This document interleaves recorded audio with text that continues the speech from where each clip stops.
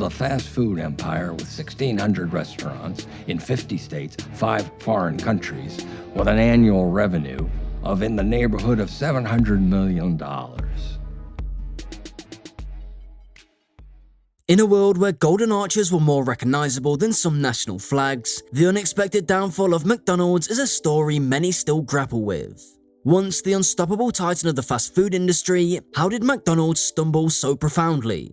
Stay tuned as we unveil this global giant's rise, dominance, and shocking descent. Following years of declining sales and traffic, the fast food chain's top executive, Steve Easterbrook, unveiled a huge turnaround effort. In addition, Easterbrook also acknowledged some of the chain's errors that contributed to its current plight. A McDonald's burger wouldn't be the same without those tiny tomato slices that protrude beneath the chicken strips. But for now, McDonald's customers must endure burgers and sandwiches without tomatoes. The fast food juggernaut removed tomatoes from its menu due to the fruit's growing price. The national capital's north and east fast food chain locations declared that they would no longer be providing dishes with tomatoes owing to a temporary seasonal issue. In a statement released to the public, a spokeswoman for the fast food chain claimed that seasonal issues would prevent tomatoes from being used in certain menu items. Moreover, she added, as a brand dedicated to the highest standards of food quality and safety, we use ingredients only after thorough food quality and safety checks. However, despite our best efforts and seasonal difficulties, we're unable to find tomatoes that meet our exacting, high-caliber quality standards. On the microblogging website Twitter, a user posted another apology from the fast food chain. He added, despite our best efforts, we're unable to obtain sufficient quantities of tomatoes that pass our world-class, rigorous quality checks. We must therefore sell you items without tomatoes for the time being. The statement did not amuse the majority of online users. Despite the scarcity of tomatoes, numerous people disclosed how many restaurants gave them cuisine with fruit or vegetables. While the food industry has not linked tomatoes' temporary scarcity to increased prices, the popular fruit and vegetable price has risen due to the recent heavy rains. 1 kilogram of tomatoes can cost 130 to 150 rupees in large cities like Delhi, Mumbai, and Kolkata. So, what do you think? Is this one of the reasons that might reduce the customer attraction to McDonald's? Share your thoughts in the comments.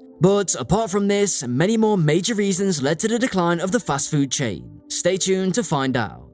Easterbrook said on a teleconference with analysts that McDonald's needs to adjust some of its staple menu items to meet customer demand for great tasting and high quality food. The business just stepped in that direction by promising to stop using antibiotics and obscure additives in their poultry. Moreover, McDonald's has been reluctant to adapt to its customers' shifting preferences and demands. Easterbrook says they desire a more modern dining experience than what McDonald's now provides. According to them, the business needs to be faster with innovation and smarter with taking risks. Moreover, it added that the world has moved faster outside the business in the last 5 years than inside, and hence the business cannot ignore what the customers are saying when the message is clear: we're not on our game. To simplify the process, the corporation intends to eliminate unnecessary levels of management. Easterbrook said that McDonald's current organization is ineffective and lacks clear accountability, and should carry out fewer tasks better. In recent years, McDonald's has encountered several more typical marketing issues. Most of these issues have been caused by brand new products that have disappointed customers. McLean Deluxe, a product designed to appeal to health-conscious customers, and McSoup are two apparent examples. But McDonald's most embarrassing failure was the Arch Deluxe burger, and McDonald's had a brand failure with the Arch Deluxe.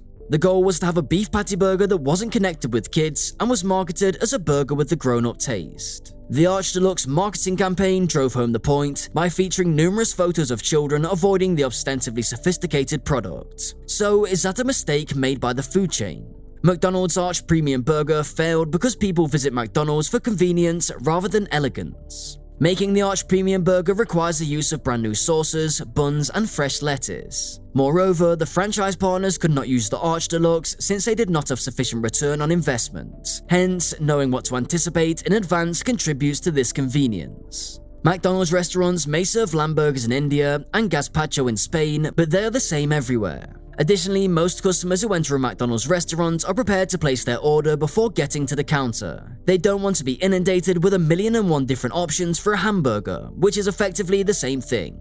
Another issue with the Arch Deluxe is that it was promoted as having good taste. Even though everyone knows that McDonald's would never receive a Michelin star, they continued to visit. McDonald's Missing the Mark was the title of an article published in Brand Week on 12.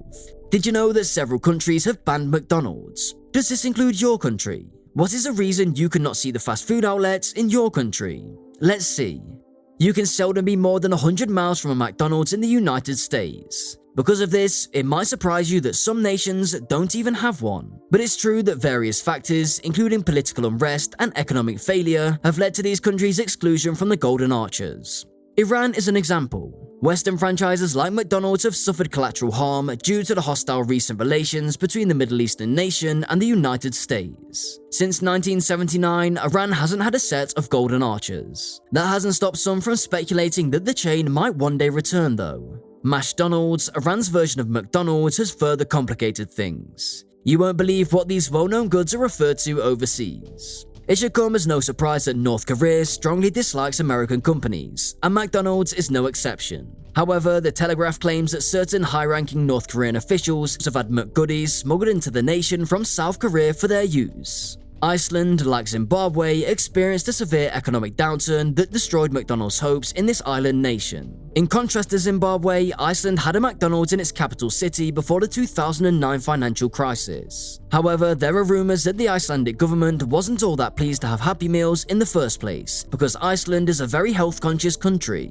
Despite all that, there is a potential that Iceland will soon drop off this list. According to Iceland Mag, McDonald's reportedly has development plans in place there.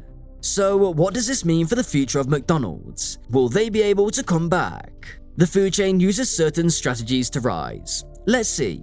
To make life easier for customers on the go, McDonald's is installing a drive-thru lane with a food conveyor belt, a pickup area for delivery personnel, and a shelf where consumers can pick up their purchases. Moreover, the burger chain revealed that the features are being tested in a restaurant near Fort Worth, Texas. Fast food establishments must provide prompt service since dissatisfied customers may stop patronizing them. Moving consumers through the drive-thru fast is crucial because if they notice a long queue of automobiles, they might choose to patronize a rival. According to this year's drive-thru report by QSR and InTouch Insight, drive-thru durations at industry-leading chains have decreased by 45 seconds on average in 2022 compared to 2019. The prototype restaurant is smaller than usual places and was built with takeout consumers in mind. Moreover, along with the pickup shelves and delivery rooms, there are kiosks inside for placing orders to be delivered later. Additionally, customers will see designated curbside pickup and delivery driver parking spaces outside. Customers who order via the McDonald's mobile app before arriving can use the order ahead lane. When they arrive, they can proceed to the designated lane where a representative from a pickup station will verify the order. Customers then select their orders from a conveyor belt of food and beverages. As we've delved deep into the intricacies of McDonald's possible demise, it's clear that even titans can falter.